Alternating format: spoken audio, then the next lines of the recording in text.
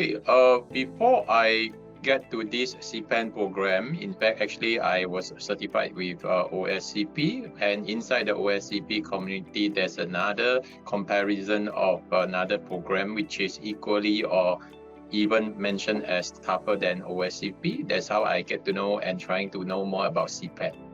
Okay, for myself, because CPENT is having me for 1 whole year of learning materials online. CPENT actually have 1 whole year of learning material accessible for me, except the practice range. So what I do is that for the half year, at the beginning of the year, I actually try out to understand what are the areas of focus for CPENT. After that, nearer to the date of my exam, perhaps 1 or 2 months before that, I am going, I did try out the practice range for about 30 days, which is the given for free and inside the package of CPENT. That's where I start to learn about the exam range that is similar to practice range and try out all the areas that to something that is familiar to me and to understand what are those that I am lacking of and trying to know more about the knowledge and content about the exam.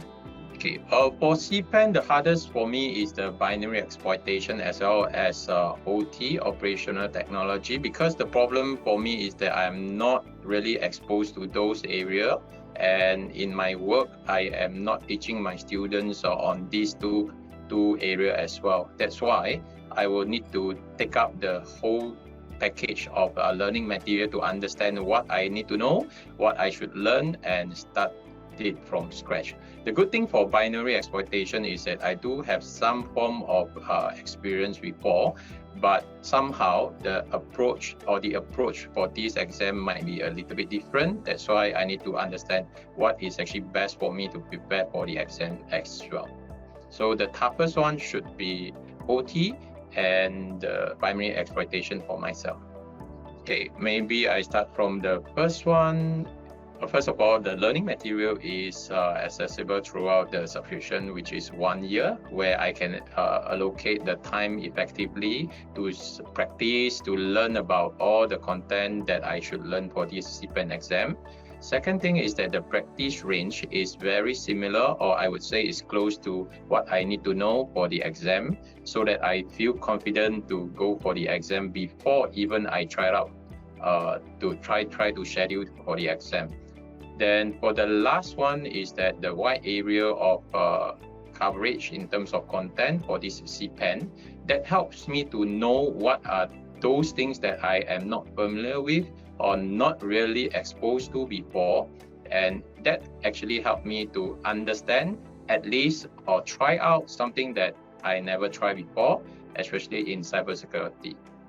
For the lab in CPENT, we do have some pointers on what we can do and what we shouldn't do for every single exploitation, and that helps me to understand the correct approach, or I would say a framework for me to try out whatever possible to get into a machine and trying to do some form of lateral movement. For example, I'm able to get to know, okay, in this case, if let's say this is Active Directory, what tools and what approach that I can achieve what I want to achieve. For example, if let's say we are talking about pivoting, inside CPENT program, we do have something called double pivoting as well, where initially I don't have such experience, whereby I thought in pivoting, we just need to pivot on one machine and trying to do lateral move in the same network. But in CPENT, they actually introduce you something called double pivoting, which I never tried before, and it actually seems very interesting to me at the beginning. And of course, after the CPENT lab trial out and testing, I do know what I can achieve by going through the labs and the steps as well.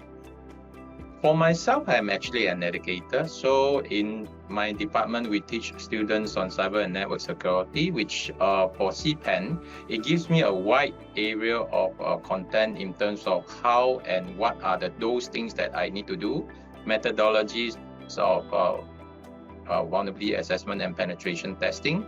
That helps me to understand my content better, teach the student better, and deliver my lessons better.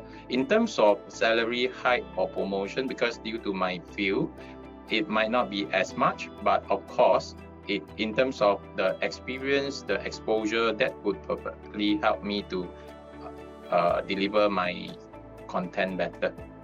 For CPENT, I have a choice to choose either one session of 24 hours or 2 sessions of 12 hours for the exam.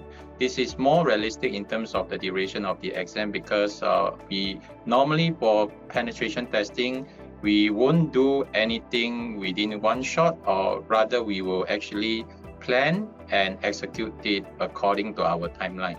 For CPENT, it focuses on the methodologies and framework as well. And definitely it helps us to understand what or carry out the job more effectively. On top of that, wide range of scopes covered such as OT, IoT in CPENT is not something that is being offered in other programs as well.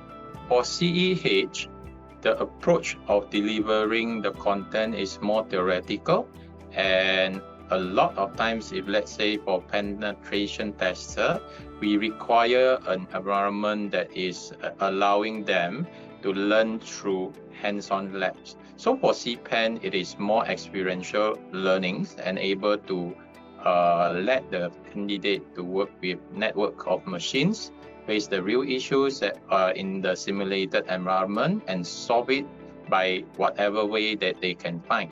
For CPENT, it also allows the candidate to look for information online, trying to solve the problem with which already solved by many. But for CEH, it is merely on the theoretical approach. For those who want to prepare and are preparing to take this exam, my advice to you is that try out all the labs and make sure you have a chance to go through the practice range by yourself, especially the areas that you are not familiar with.